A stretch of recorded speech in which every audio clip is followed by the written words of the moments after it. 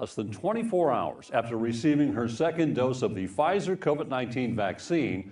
She was unable to move from the neck down. Last month, a Tennessee woman who was left partially paralyzed after getting her second dose of the Pfizer vaccine. Only 11 spoke with a local woman who says she lost feeling in much of her body just hours after getting Pfizer's COVID-19 vaccine. You are, as you write, one of the unlucky ones who suffered, was diagnosed with Guillain-Barré syndrome. A BC man who says he suffered a rare COVID vaccine injury that left him paralyzed will be getting financial support from the federal government. Now, if you got sick after taking the vaccine, what would happen if you did get sick after taking the vaccine and when you tried to get help, everyone just treated you like you were an anti-vaxxer? The vaccine took my immune system and just shook it around again. Agony and chronic pain. In our coronavirus coverage, a Utah woman and Utah senator are teaming up to get some answers. This comes after a group claims they've experienced life-altering injuries that they believe are from the vaccine. A shocking reaction to the COVID vaccine. New at 5, the CDC says coronavirus vaccines have been remarkably safe and successful, and serious adverse reactions are rare. Yeah, more people have died under COVID this year, by the way, under Joe Biden, than under you, and more people took the vaccine this year, so people are questioning how... Well, no, the vaccine worked, but some people aren't taking it. The ones that get very sick and go to the hospital are the ones that don't take the vaccine. But it's still their choice. And if you take the vaccine, you're protected. Look, the results of the vaccine are very good. And if you do get it, it's a very minor form. People aren't dying when they take the vaccine.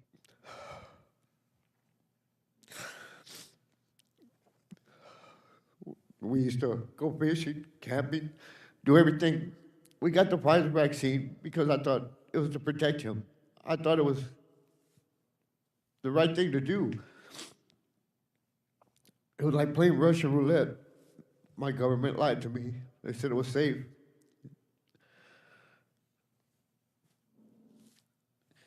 Now I go home to an empty house. This is a simple, basic proposition.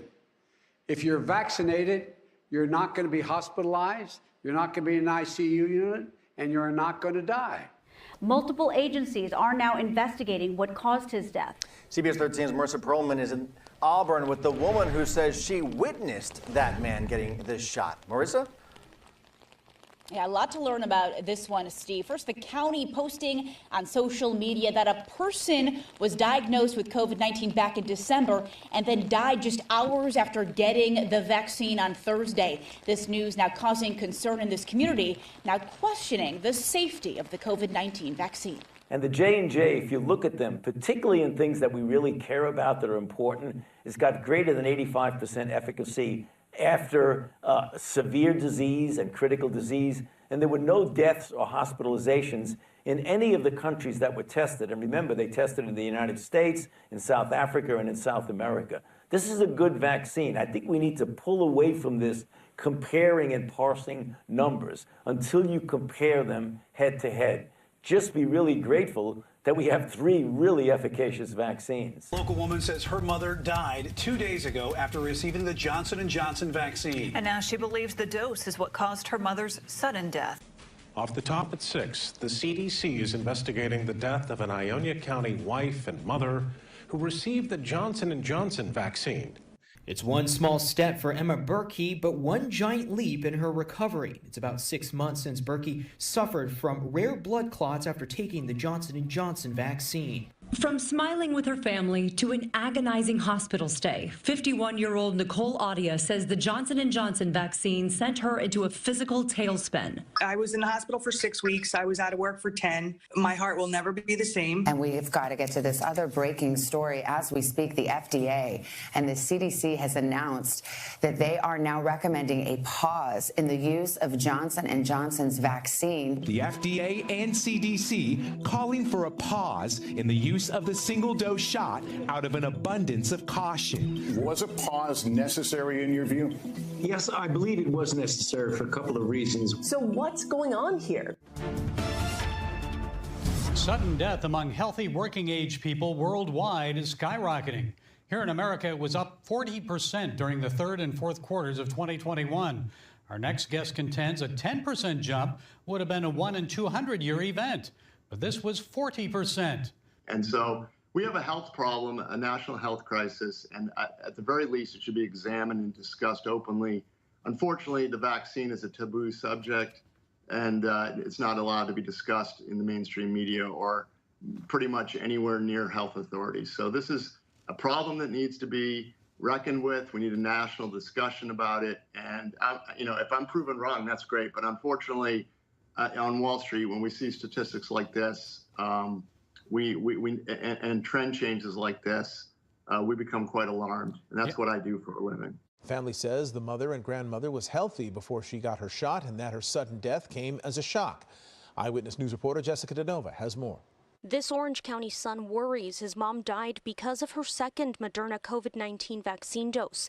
A conversation with staff at the OC coroner's office about Griselda Flores' death raised red flags for Richard Cardenas and his family. They made it seem like this was not the first call that they had. And in this video, I'm going to be talking about a 13-year-old boy in Michigan who died 3 days after getting the Pfizer vaccine. The cause of death is being investigated by the CDC. And according to the patient's aunt on Twitter, the preliminary autopsy report showed that he had fluid around his heart. And it has been almost 7 months since Abby received the vaccine. Her right arm continues to shake. After exercise, with any weight-bearing exercise, it shakes uncontrollably. All of our questions and concerns were met with uncertainty. The doctors did not know. Could Abby's injuries get better? Could they get worse as she ages? Is this the early stages of Parkinson's? No one knows, and no one has any answers. Do you know why they don't know? There are no long-term studies available. Abby is a study. Brandy Parker McFadden is confined to her hospital bed at Vanderbilt. Can you walk right now? No, I can't walk. Less than 24 hours after receiving her second Pfizer COVID shot, she explains she lost her ability to move from her shoulders down. All they know is that prior to my vaccine, I was healthy, I was whole. And then after my vaccine, I had complete paralysis of my body. I've regained the upper body strength, and I'm working towards both toes moving on left and right. Schofield was active and healthy until about 2 weeks after receiving his second Pfizer vaccine in July of 2021. I started to get a tingling sort of heat sensation in my left foot. And then within 2 hours, I was paralyzed from the waist down. Both hands, they're, as you can see, they're curled in, and I don't have a lot of wrist strength. That makes obviously doing pretty much everything a challenge. The former pilot and realtor developed a rare neurological disorder called Guillain-Barré syndrome after receiving the AstraZeneca vaccine in April of 2021. In September last year, Hayden, like millions of others, got his first Pfizer vaccine. 2 weeks later, while he and fiancée Jax were looking at wedding venues in Nelson, he started feeling like he was having a heart attack. I went to bed and woke up at about, I think it was about 3 a.m. with like severe chest pain. Every time my heartbeat was like a real deep stabbing pain. And I was like, babe, I'm in a bad way. I think I'm dying. And then we shot to the hospital in Nelson and we're like, oh yeah, you got pericarditis. It's been a long road to recovery for Matty John. It's a really uncomfortable and quite a frightening experience. He felt like he was having a heart attack 2 days after getting the Pfizer vaccine. I went and had the second and then it got really bad. And within about a week, I had lost, my hands didn't really work. It's there until I go to bed, and I take sleeping pills because I can't sleep because of the pain. Brianne Dressen is a preschool teacher in Saratoga Springs who participated in the AstraZeneca clinical trial back in November. We all knew that some people were going to draw the short straw. And that includes her. I'm on the bowling team from the high school, Dyer County. And I noticed when I was throwing the ball that I couldn't feel my arms or legs. So I was freaking out. Her parents took her to see a doctor in Jackson. When we got in finally, my doctor, my PA, told me like right off the bat what she thought it was. She was like, you have Guillain-Barré. In the morning, I was just looking and I thought, gosh, something is weird with my face. And I thought, whatever, I slept funny, no big deal. And by the end of the day, my husband even, I was asking him, like, this is weird now. And even with kindness, he had to say, yes, it was. A phone consult with Gibson's doctor confirmed that she had developed Bell's palsy, a form of facial paralysis. Sean Muldoon developed serious blood clots in April 2021 after getting the AstraZeneca vaccine. He needed emergency life-saving surgery to remove about 2 meters of his intestine. He's doing much better, but still has health challenges. He's still waiting for compensation. My injury was confirmed to be vaccine-induced within days of my first surgery. I'm aware of thousands of people like me across the world who have been struggling to get their doctors to work with them, to try and provide treatments or study them. The scale of this is enormous, Madam Deputy Speaker, and I don't think the government has come to terms with the extent of it. You've got a situation here again where the minister is blaming the service authority are blaming the minister, and who are suffering? The victims of these vaccine damage incidents, which I fear those victims are not going to go away, and nor is this issue, and I hope the government's going to address it. My friend Katrina, she is 28 years old. She was perfectly healthy before. She only had 1 dose of the Pfizer vaccine. 5 days later, she was beginning to experience brain fog. Now she's had a stroke. She's had 3 suspected heart attacks. And she's a very good friend of yours? Yeah. 3 people that I met in June when we had our event on vaccine injuries. And we're going to start with Stephanie, who's the mom of Maddie DeGarry. Maddie participated in the Pfizer trial for children. When she was 12, she's now 13 years old, vaccine injured. And both Bree and Maddie have tragically and unfortunately been cast aside, ignored, forgotten by the vaccine manufacturers and by healthcare agencies. So I'm so grateful that Stephanie and Maddie, you could come here. Stephanie, why don't you tell your story? Okay. Hi, my name is Stephanie DeGarry, and this is my daughter Maddie. When she was 12 years old, she participated in the Pfizer COVID vaccine trial for 12 to 15-year-olds at Cincinnati Children's Hospital. This is the first trial any of my kids have ever been in. I never had considered ever putting them in a trial before, but this seemed like, when they asked if they could be in it, it seemed like a win-win, So it's been over 9 months since she got her second dose. She can't walk. She's in a wheelchair. She has an NG tube for all of her nutrition. She has constant pain in her stomach, back, and neck. She was over there laying on chairs because she can't make it through this. She can't feel her legs, and that's just the tip of the iceberg.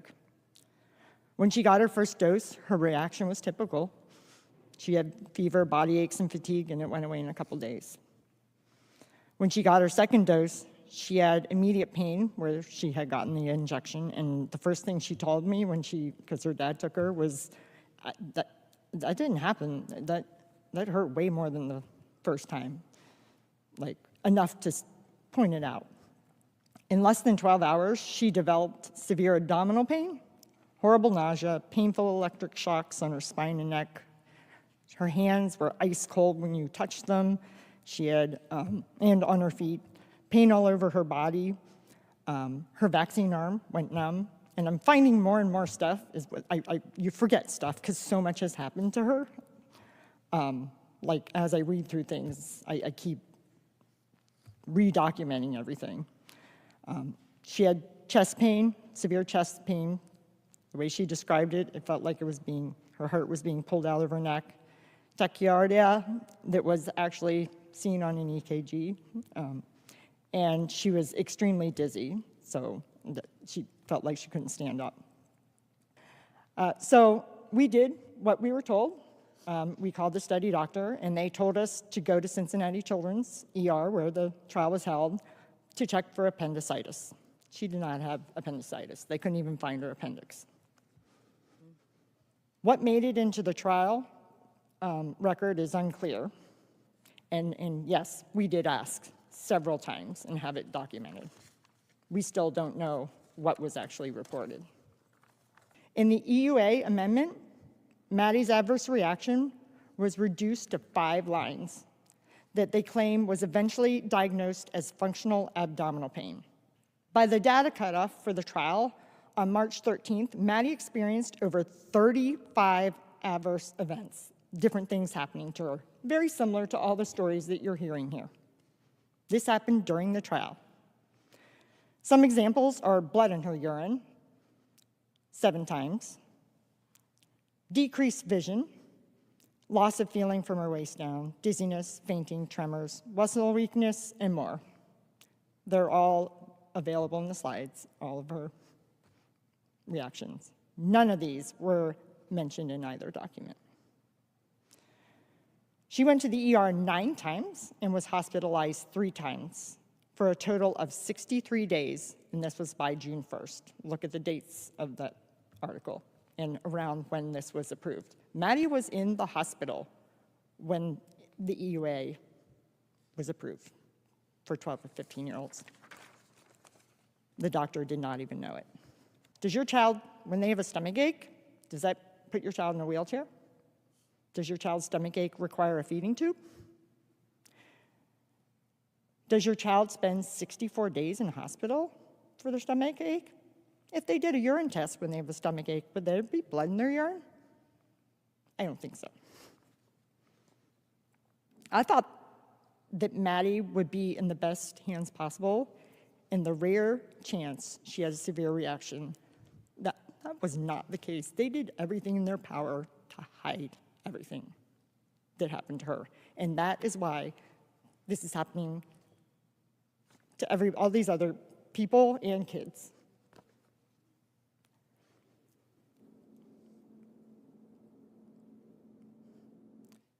So my question is, you're hearing my story.